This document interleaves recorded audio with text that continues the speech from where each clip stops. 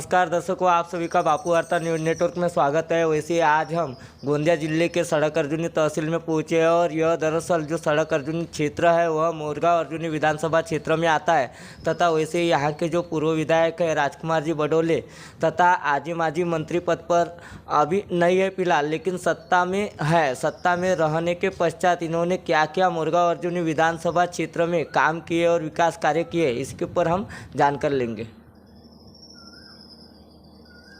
नमस्कार।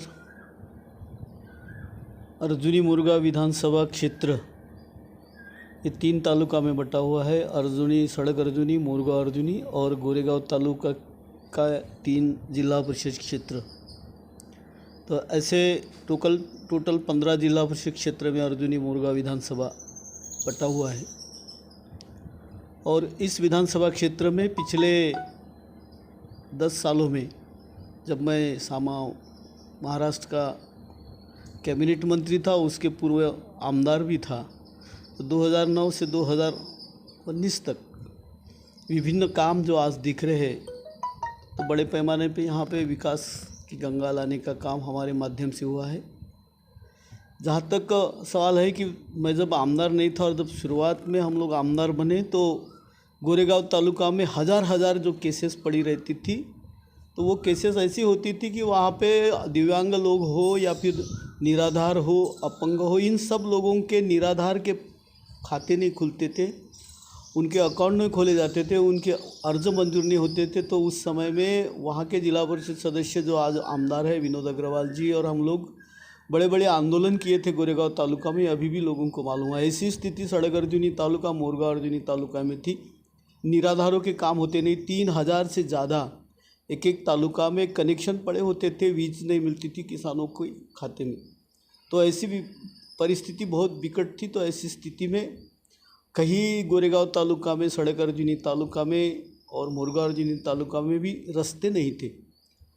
हम लोग विधायक बनने के बाद में और सामाजिक न्याय मंत्री बनने के बाद में मुख्यमंत्री ग्राम सड़क की योजना हमारी सरकार ने शुरू की और जहाँ तक मेरा ख्याल है 90% रास्ते पूरे विधानसभा क्षेत्र के पूरी तरह से मंजूर हुई है और बहुत सारे काम भी हुए। 90% रास्तों के काम हो गए। तो रास्ते का जाड़ा गांव तक बिछाने का काम हमारे माध्यम से हुआ। वैसे ही जिन किसानों को खेती के लिए, पंप के लिए बिजली लगती थी, उनके सभी किसानों को बिजली दी गई, उनको पंप दिए गए। और उसी प्रकार से जितने भी दिव्यांग होंगे, निराधार होंगे, जो ज्येष्ठ नागरिक हैं, इन सबके जितने भी पड़े हुए थे प्रकरण जो थे मंजूरी के, तो बड़े पैमाने पे पिछले मैं जब मंत्री था तो 8000 से ज़्यादा सड़क अर्जुनी तालुका में, 8000 से ज़्यादा मोरगांव अर्जुनी तालुका में और वैसे गोरेगांव तालुका में बड़े पैमाने पे ये निराधार हो गए, ज्येष्ठ नागरिक हो गए, दिव्यांग हो गए, इनको जो अनुदान मिलता था इसके पूरे के पूरे अर्ज हमने किए, मंजूर किए। इसी तरह से मालगुजारी तालाब की स्थिति बहुत भयानक थी। फिर निम्बा का मालगुजारी तालाब पिछले कई सालों से पड़ा हुआ था, जिसकी दुरुस्ती नहीं हुई थी। ऐसे ही 30 सालों से 40 सालों थे जो 250 एकड़ से ऊपर के मालगुजारी तालाब थे। तो वो प्राथमिकता देखते हुए किसानों को खेती में सिंचन की व्यवस्था होने की दृष्टि से हम लोगों ने बड़े पैमाने पे मालगुजारी की दुरुस्ती का अभियान लिया और आज बड़े पैमाने पे मालगुजारी तालाबों की दुरुस्ती हुई है। तो इस तरीके से फिर जहाँ तक आता है कि उस समय में हमने अगर 2009 के पहले देखें तो किसानों का जो उनाड़ी धान होता था कि उनके पास सिंचन की व्यवस्था नहीं होने के कारण उनाड़ी धान लगाया नहीं जाता था। जब मैं मंत्री बनने के बाद में हम लोगों ने बड़े पैमाने पे जब बोनस देना शुरू किया और खेती में जब सिंचन की व्यवस्था हुई, बिजली की व्यवस्था हुई, तो किसानों ने बड़े पैमाने पे धान लगाना शुरू किया। उसकी हम लोगों ने MSP रेट पे उनाड़ी धान पहले लिया नहीं जाता था, वो लेने का काम जब शुरू किया तो अभी लोगों की खेती में बड़े पैमाने पे उनाड़ी धान लगाने का भी काम हो रहा है। और कई तालुका में तो ऐसा है कि जो खरीफ फसल है उससे ज़्यादा रबी फसल या उनाड़ी धान की फसल ली जाती है। मक्के को एक अच्छा भाव मिलने के कारण किसानों ने मक्के का भी उत्पादन लेना शुरू किया। और पिछले 10 सालों के अंदर में देख रहे हैं कि एक किसानों के जीवन में बहुत बड़ा सुधार आया। माननीय पंतप्रधान नरेंद्र मोदी जी ने बड़े पैमाने पे एक अभूतपूर्व बदल इस देश में किया। 9 साल के माध्यम में हर एक किसानों के घर में स्वच्छता गृह बना, हर गांव स्वच्छ हुआ, जिसको घर नहीं था उन सबको घर दिया गया। कोविड के काल में तो देखते कि 220 करोड़ लोगों को कोविड की लस इस देश में दी गई, जो एक अपने आप में बहुत बड़ा रिकॉर्ड है।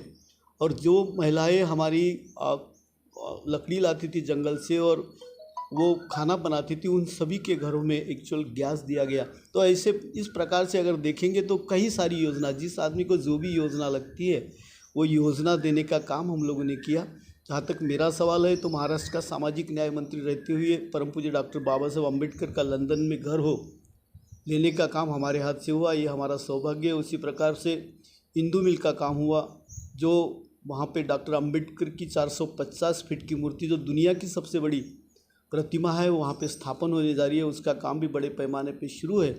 उसी प्रकार से अनुसूचित जाति के लोगों को विदेश में स्कॉलरशिप देने का काम हो, आईएएस का प्रशिक्षण वर्ग हो, ओबीसी के अलग से विभाग बनाने की बात हो, तो ऐसे कई काम हम लोगों ने उस ज़माने में किए। महाराष्ट्र में जगह टाइम पे बच्चों को शिष्यवृत्ति मिलना चाहिए, उनका हॉस्टल में एडमिशन होना चाहिए, और जिस लड़के को हॉस्टल में एडमिशन मिलता नहीं उनको रहने के लिए शहरों में सुविधा होना चाहिए।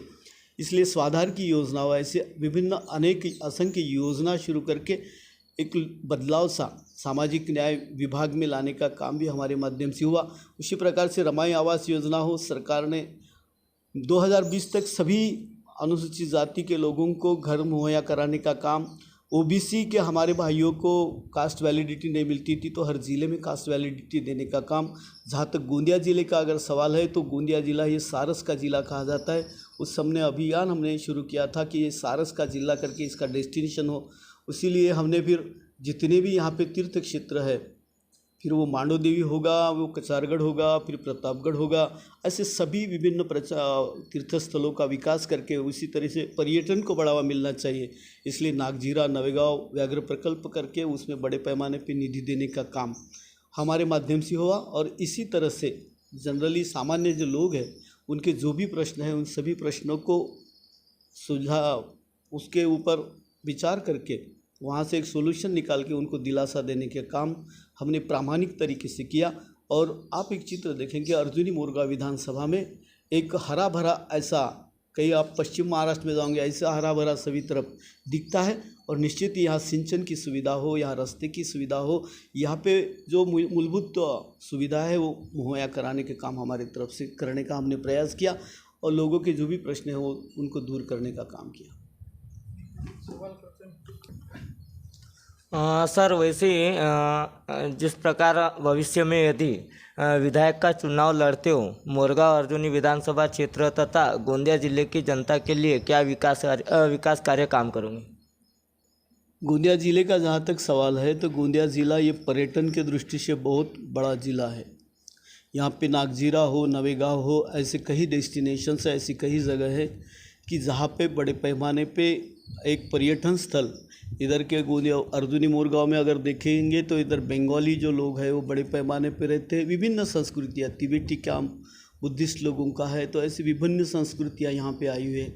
यहाँ तो इसलिए यहाँ पे एक पर्यटन के दृष्टि से गोंदिया ज़िले का विकास करने का एक मंशा हमारी है, तो उस दृष्टि से हम करेंगे। दूसरा, एक युवकों का जो प्रश्न आता है कि मूलभूत यहाँ पे रोजगार बड़े पैमाने पे, धान का ज़िला कहा जाता है, लेकिन धान की प्रोसेसिंग करने के यूनिट यहाँ पे सिर्फ उसे चावल बनने के यूनिट है, बाकी विभिन्न यूनिट यहाँ पे जो शुरू नहीं हुए हैं, तो वो यहाँ पे युवकों को रोज़गार देने के दृष्टि से, यहाँ पे विभिन्न रोज़गार मुहैया करने की दृष्टि से, इंडस्ट्रियल डेवलपमेंट ये ज़िले का करने की दृष्टि से निश्चित ही हम काम करेंगे। और जहाँ तक विभिन्न सिंचन की जो सुविधा है, तो सिंचन में जो धापेवाड़ा सिंचन प्रकल्प है, जो अभी भी पूरी तरह से जो सड़क अर्जुनी, मोरगांव अर्जुनी, साकोली, तिरोड़ा, गोरेगांव, ये सभी जगह उसका पानी जाना ज़रूरी था। उस तरीके से धापेवाड़ा सिंचन प्रकल्प की योजना बनाई गई थी, वो अभी भी पूरी तरह से नहीं हुआ। तो उस प्रकल्प को पूर्ण करके किसानों को लाभान्वित करके उन किसानों को उसका लाभ देने का काम। और वैसे मेन जो कई लोगों के हाथ में आज रोज़गार नहीं है, तो छोटे छोटे कुटीर उद्योग, क्योंकि ये मानव विकास में एक बड़ा ये मानव निर्देशांक इस जिले का कम होने के कारण यहाँ पे जो युवक है उनको रोज़गार देने की दृष्टि से ज़्यादा प्रयत्नशील रहेंगे। और मैक्सिमम जो भी है, तो गोंदिया ज़िले को एक महाराष्ट्र के नक्शे में एक उद्योगशील जिला करके विकसित करने की हमारी इच्छा है और उस दृष्टि से हम लोग